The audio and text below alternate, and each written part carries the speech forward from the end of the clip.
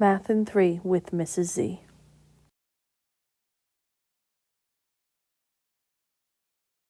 This video is about factoring quadratics. Factoring quadratics is taking an expression and breaking it down into smaller pieces. There's multiple ways in which you can factor a quadratic. Let's begin.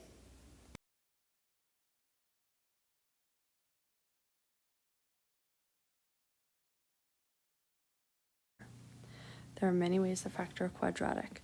So here's a little flowchart to help you know which way that you are going to factor the quadratic. The first question that you will always ask is there a GCF? The GCF stands for greatest common factor. If there is a GCF, then we will start by factoring it out by dividing all the terms of the quadratic by that same amount. A GCF can be a number or a variable, or a number and a variable. Once you've factored out the GCF or determined that there is not a GCF, then you need to determine how many terms are in your quadratic. Are there 2 terms or are there 3 terms?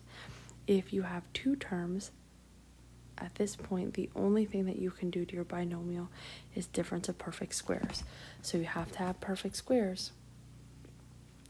You have to have subtraction. And then you can factor with difference of perfect squares.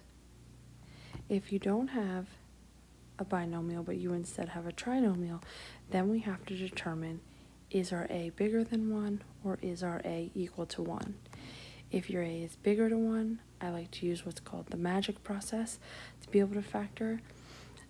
If it is greater than 1 and you can recognize your perfect square trinomials, then you can use that method. Or if a is equal to 1, you can just simply decide what numbers you know that multiply to the last term and add together to the middle term. I will do follow-up videos on each of the different ways of factoring.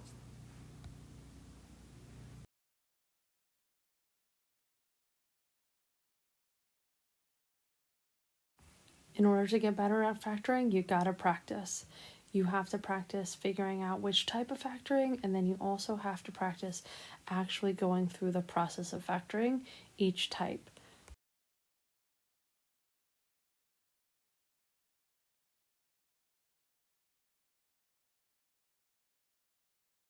Check out the additional resources in the comment section below.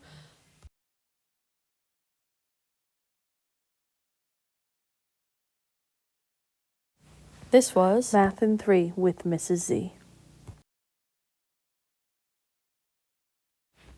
Please like and subscribe below. Thanks.